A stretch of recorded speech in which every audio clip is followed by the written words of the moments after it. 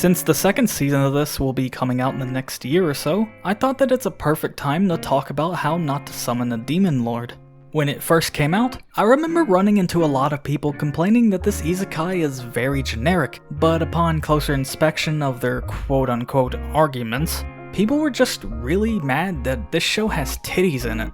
Even today, I still see certain people angry about that, spouting shit like, how come this anime gets a second season, but obscure anime number 52 doesn't? I know this series is ecchi, but that doesn't mean that you get to discredit it for solely that. This series is great in its own right. This anime follows a dude that gets summoned into a world that resembles a game called Cross Reverie as his avatar, the demon lord Diablo. Upon the realization that he's no longer in Japan, he finds two summoners that try to cast an enslavement spell onto him, but it backfires, and they end up becoming his slaves instead. That's the setup for the series, and it's an interesting way to introduce our main cast.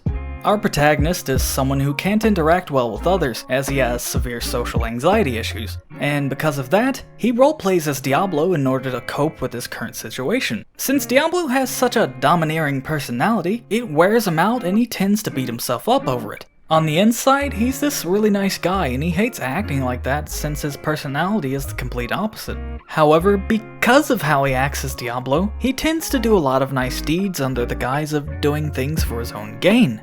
While the anime takes a decent amount of time fleshing out the world itself, you'll find yourself drawn to our main character group for one reason or another. Diablo is a pretty focal point to the series, of course, but Rim and Shira are also pretty interesting characters. They really make this world feel complete as you come to understand them and see how they interact with our protagonist. Rim is a very calm and collected character who follows the archetype of the strong person with a very fragile side to them. While her particular personality isn't something rare, what they do with her in the series isn't very common. When you put her alongside our cast of colorful characters, she's quite unique in her own right. While Diablo is fairly similar to a couple of other isekai protagonists that you come across within the genre, the series tells you a lot about him through his basic body language when he interacts with other people.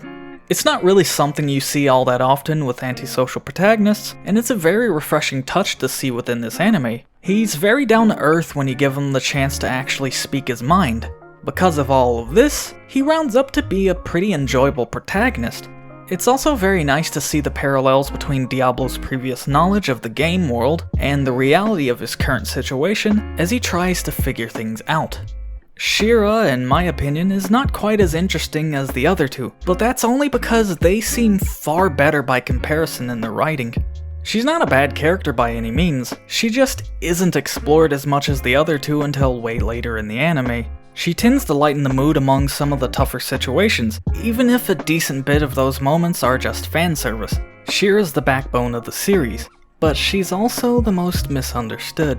Anyways, that's all I can really talk about since I don't want to spoil anything. Season 2 is looming above the horizon and should be here soon enough, so get prepared and watch this anime if you haven't.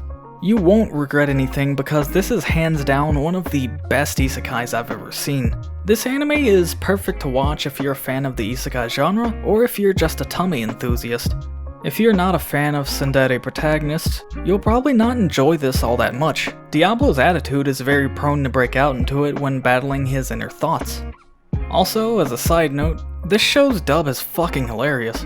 I'd recommend watching it just to see Bakugo boasting on about being the protector of all women.